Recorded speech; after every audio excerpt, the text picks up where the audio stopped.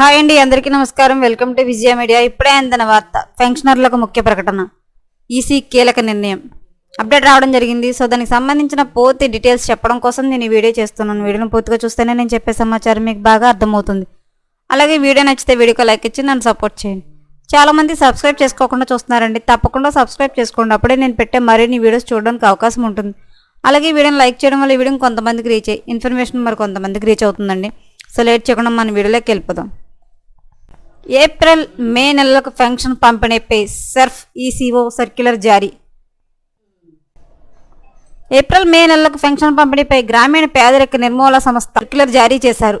Pension పంపిణీకి సంబంధించి వాలంటీర్లు అథరైజేషన్ పత్రాలు తీసుకోవాలని సర్క్యులర్ జారీ చేయడం గమనార్హం.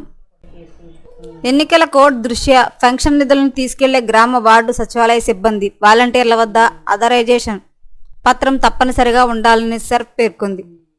ఎంపీడీఓలు, మున్సిపల్ కమిషనర్లు, పంచాయతీ కార్యదర్శి, సంక్షేమ కార్యదర్శులు అథరైజేషన్లు ఇవ్వాలని ఆదేశించారు. బ్యాంకుల నుంచి నగదు తీసుకుని పెన్షన్ పంపిణీ చేసే వాలంటీర్లకు అథరైజేషన్ పేపర్లు జారీ చేయాలని సూచించింది. పెన్షన్ పంపిణీ సమయంలో వాలంటీర్లు ఎలాంటి ప్రచారం నిర్వహించకూడదని ఆదేశాలు జారీ చేసింది. పెన్షన్ పంపిణీ చేసినట్టుగా ఫోటోలు, వీడియోలు తీయవద్దని సర్ఫ్ తేల్చి చెప్పింది. పెన్షన్ పంపిణీ సమయంలో ఎన్నికల కోడ్ ఉల్లంఘన జరిగినట్టుగా తేలిస్తే చర్యలు తీవ్రంగా ఉంటాయని హెచ్చరికలు జారీ చేసింది. ఏప్రిల్ మే నెలలో ఇచ్చే ఫంక్షన్లో అయితే ఈసీ కీలక నిర్ణయం అయితే తీసుకోవడం జరిగింది. సో వాలంటీర్లు అయితే మట్టుకి చాలా జాగ్రత్తగా ఈ ఫంక్షన్ పంపిణీ చేయాలని చెప్పి అయితే చెప్తుంది. ఎప్పటికప్పుడు ఇలాంటి మరిన్ని లేటెస్ట్ అప్డేట్ల కోసం మన ఛానల్ తప్పకుండా సబ్స్క్రైబ్ చేసుకోండి. Thanks for watching.